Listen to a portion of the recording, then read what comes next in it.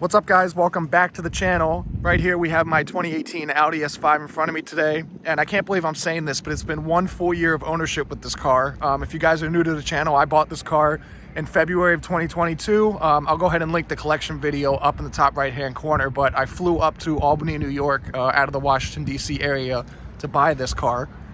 I know there hasn't been much S5 activity on the channel recently, but I figured I'd update you guys 1 year later of my ownership review of this car and just talk about how the car currently sits. So I figured I'd start this video off showing you guys a couple things that have changed with the S5 since probably the last time you guys saw it. So starting right up front here, you can see the color of the kind of retainer or the aluminum strip that ran underneath the front grille here. I actually changed the color of that to black. I did it using Plasti Dip. It was just kind of a quick home project that I wanted to try out to see how it looked. Let me know what you guys think of it. Like I said, I kind of want to try and get an RS grille for this car, but after looking into it a bit more, it just seems like there's so much involved with kind of taking the bumper off and the parking sensors and everything like that, and potentially having to have them recalibrated. So I figured I'd try something a little bit different that wasn't as intensive as removing the bumper. So as you can see, it does look good. Obviously it's Plasti Dip, so it's not going to be as good as a vinyl wrap, but I figured I would try it out, and I can always take it off if I don't like it. Moving around the side of the S5, you may already be able to spot, but I Plasti Dipped the chrome S5 badges on the car as well. I really like the way those turned out. Obviously not perfect. Obviously a vinyl wrap here in this instance would be the better option, but I like the way they turned out, especially for being pretty cheap to do and easy. But let me know what you guys think of these in the comments as well. Continuing down the S5 here, you can see I still have the VMR V802 wheels on it, and on the passenger rear wheel here, yes, you can see that I did curb this. This happened actually very, very recently. Fortunately, it happened on the wheel that had a bit of a curb rash on it when I bought it. You can see this is my curb rash right here, and this is the previous curb rash that I bought the wheels with. So I think I'm just going to refinish the entire wheel. It's no big deal, it can be fixed easily, so no worries there. To the rear of the S5, not much has changed. You may be able to spot something very, very subtle, but I did Plasti Dip the chrome strip that ran kind of right underneath the rear bumper right here. I Plasti Dipped that black as well. I actually like the look of that. You can see I kind of left the diffuser gray. That would be a bit difficult to Plasti Dip that and get under the car and everything like that. So I definitely like the black, and it definitely looks better than the chrome. So let me know what you guys think. Hopping inside the S5, talk about a couple other things. If you guys remember, late last year, the driver's side window regulator failed. The window got stuck halfway up, so I had to have a shop take the door panel off and replace that. I think a couple of teeth in the plastic motor snapped, so that was unfortunate. I had that replaced for, I think, $450-ish, something like that.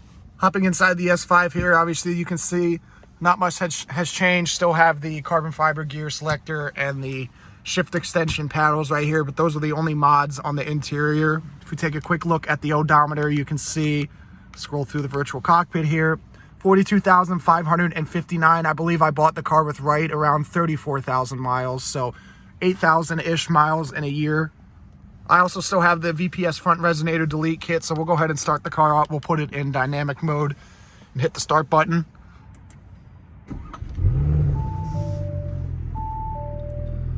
Still sounds really, really good. We'll give it a few revs.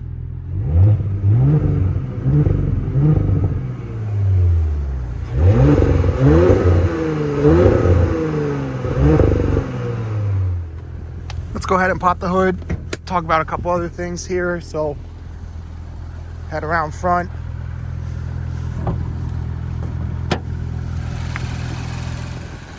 Under the hood of the S5 here, you can see I still have the CTS Turbo cold air intake right here. I've had no problems with that. A couple people have asked regarding heat soak and stuff like that with an open box intake as opposed to a closed one. I haven't had any issues or anything like that. So highly recommend that product if you're looking for something a little bit cheaper that's not, you know, a carbon fiber one or anything like that, and you still want some cool turbo noises. Other than that, you know, I've just done standard maintenance over the past year. I've actually just done a couple oil changes, make sure the car has been in tip-top shape, and it's been very, very reliable. So while we have the car running here, I figured I'd update you guys on the VPS front resonator delete kit. If you guys remember, I first installed it back in May of 2022, and I had a couple issues with the clamps rusting out and a kind of squeaking. and rattling sound happening. I had the shop adjust the clamps while I was actually in the car and had the car running, just to kind of seal it up a little bit better. I'll go ahead and link the video to that, that I explained everything a bit better in the top right hand corner. But as you can see, there's no leaks or anything. The clamps have actually held up, and I'll go ahead and show you guys the actual kind of scenario that I was dealing with. So if we hop in the car and quiet the chime here, you can see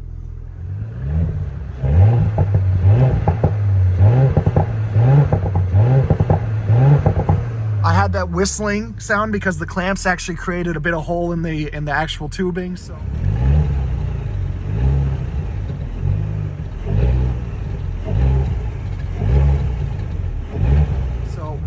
luckily that fix has held up over time, so very, very happy about that. But anyway, guys, that's been the 1 year ownership update and review of my 2018 Audi B9 S5.